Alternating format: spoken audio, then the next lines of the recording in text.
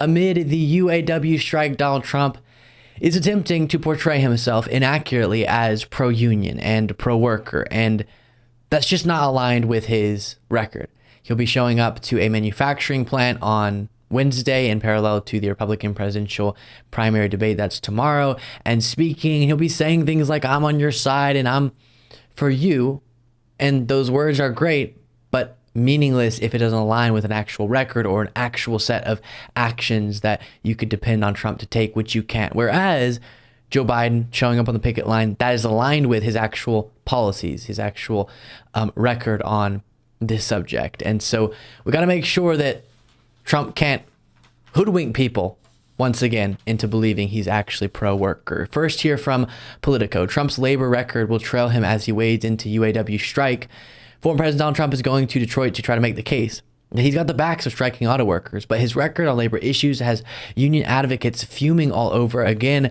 Trump has a long history of courting blue-collar workers, both before and after his term in the White House, especially in denouncing plant closings and rewriting trade deals that he said had undermined U.S. manufacturing. But in some of those fights, he claimed credit for wins long before the results were clear, only for the labor side to lose in the end. And then I have this here for you from the Economic Policy Institute. Unprecedented, the Trump NLRB's attack on workers' rights.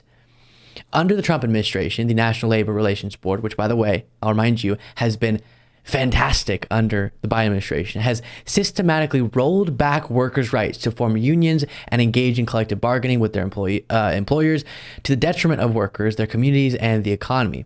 The Trump board has issued a series of significant decisions weakening worker protections under the National Labor Relations Act. Further, the board has engaged in an unprecedented number of rulemakings aimed at overturning existing worker protections. I'll put what I just read you from Politico, this Economic Policy Institute analysis, and what I'm about to read from The Guardian, all in the description, because it's staying sort of vague, but there are more details outlined, just not the most interesting thing to walk through in detail, in depth on the show in this format, but very important stuff. And the quote that is cited in this Guardian article is that Trump said he, quote, always had their back in relation to the United Auto Workers Union. And that's just not accurate. It says, with so many Trump's pronouncements, that is appalling. Poppycock. During Trump's 4 years as president, he and his administration did far more to stab workers in their backs. And he certainly didn't have workers' backs when he scrapped Barack Obama's move to expand overtime coverage, thereby denying 8 million workers the ability to receive time and a half overtime pay. And by the way, Joe Biden has implemented an even better version of that overtime pay policy while he's been president, somewhat recently, actually.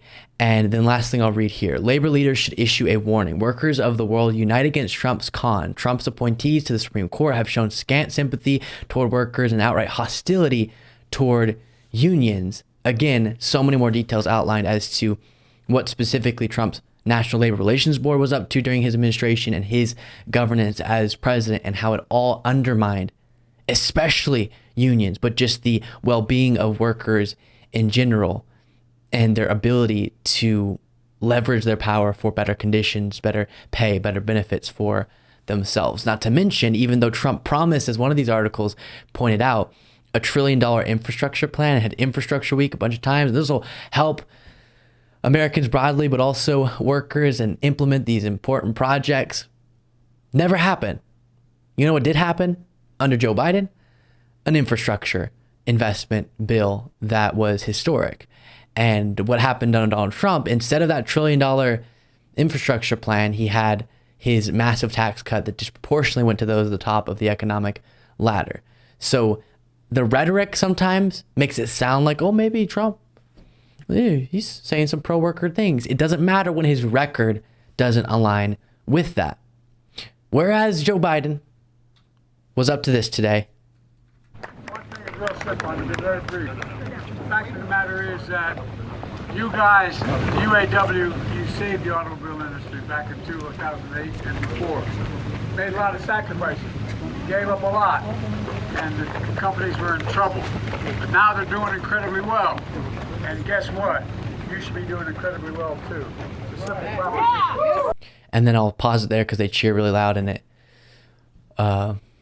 overdrives the microphone. So again, it's not just the symbolic things like this from Biden. This is powerful that the president of the United States, first time in as long as we can remember, we don't have a record of a president doing this, showing up on a picket line. It's probably happened. Maybe it has, but at least in over a century, we haven't recorded this happening. And Biden's doing it symbolically, and he's doing it in his policies as well. We talked about the headline of Biden bringing American workers' rights back from the dead with his National Labor Relations Board and the way that they've been changing things up significantly to prevent companies from union busting and give workers a chance when it comes to unionization efforts. And then here, hopefully, this extra power in the image of this strike will give even more leverage for the union to get better conditions, better pay, better benefits for their workers when it comes to these negotiations. Thank you so much for watching. If you want to be a part of what makes this show possible, plus get access to the full